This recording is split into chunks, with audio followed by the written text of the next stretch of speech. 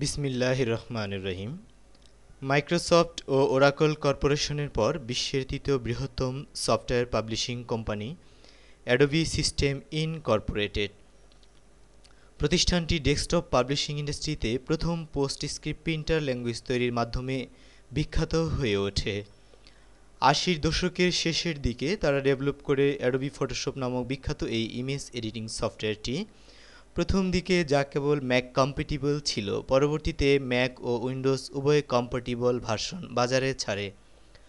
প্রতিনিয়ত ডেভেলপের কারণে পেয়েছে আকাশসম সাফল্য। উন্নয়নের এ ধারাবাহিকতায় আজকের এই ফটোশপ CS2 বা ক্রিয়েটিভ সুইট 2, যার ভার্সন 9.0। বিশ্বখ্যাত গ্রাফিক্স ডিজাইনিং সফটওয়্যারটির স্বকীয় বৈশিষ্ট্যের, সহজ বোধ্যতার এবং অসাধারণ সব ফিচারের কারণে আজ ডিজাইনিংয়ের ভুবনে সবচেয়ে জনপ্রিয় একটি টুল।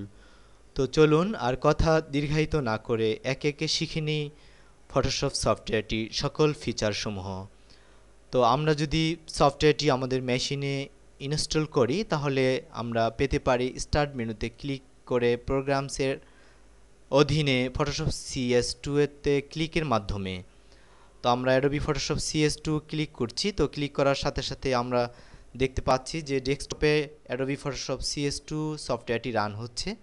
তো এভাবে রান হওয়ার পরে আমরা মূল উইন্ডোটি পাবো, মূল ইন্টারফেসটি পাবো এবং সেখান থেকে আমরা ধারাবাহিকভাবে একে একে শিখে নিব সকল বিষয়সমূহ।